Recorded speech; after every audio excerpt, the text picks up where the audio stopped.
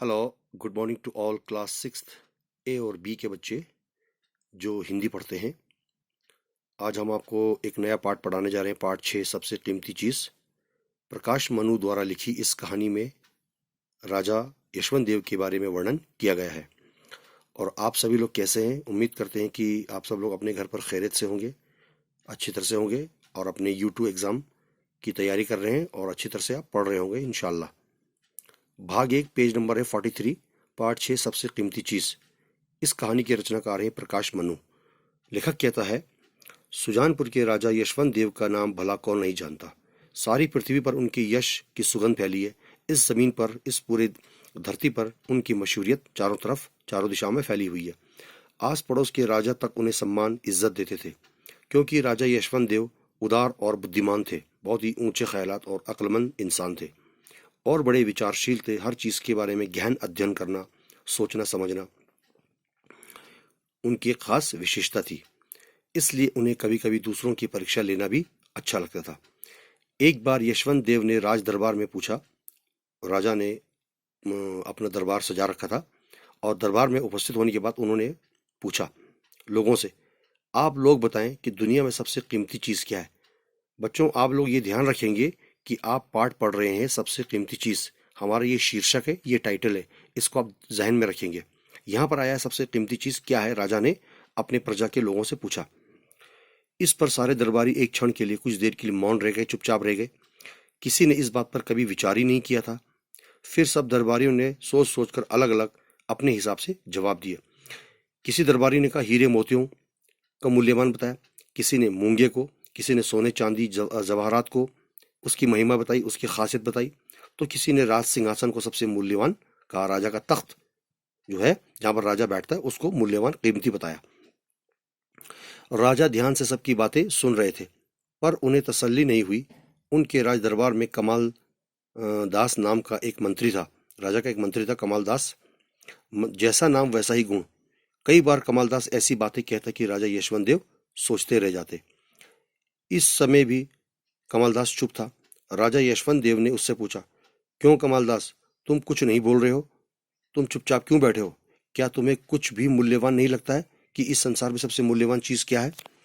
43 page के बाद अब यहाँ आ जाइए, पेज नंबर 44। यहाँ देखिए,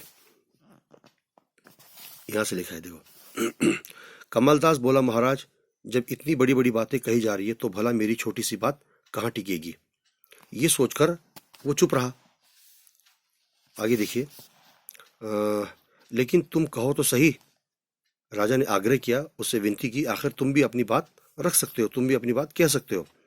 देखो, कमलदास एक क्षण के लिए चुप रहा, फिर बोला, महाराज, मुझे तो लगता है कि इस पृथ्वी पर पानी से ज़्यादा कीमती कुछ और नहीं है। आदमी किसी भी चीज़ के बारे में चीज़ के बगैर रह सकता है, मगर पानी के बगैर जीवित नहीं रह सकता है।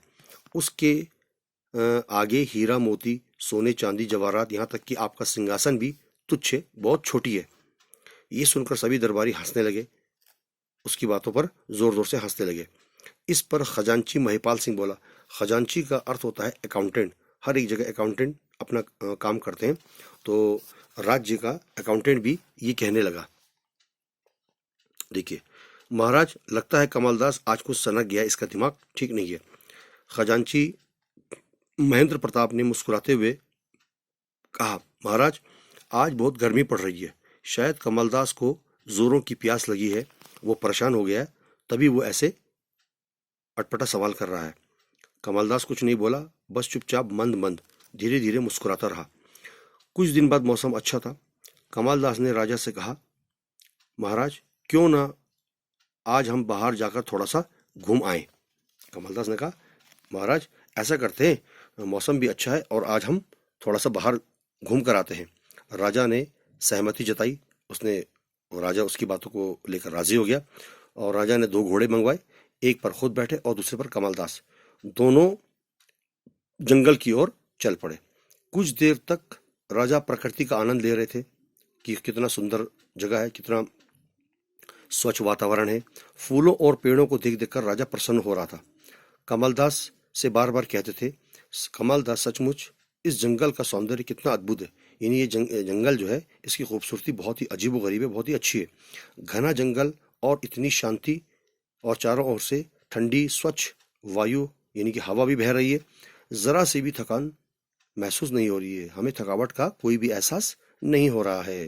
तो यहाँ तक था हमारा भाग 1, और इसके आगे जो है भाग 2 यानी कि हम आपको कल पढ़ाएंगे। इसको आप पढ़ते रहेंगे और अच्छी तरह से समझते भी रहेंगे और अपने यूट्यूब एग्ज़ाम की साथ साथ तैयारी भी करते रहेंगे। धन्यवाद।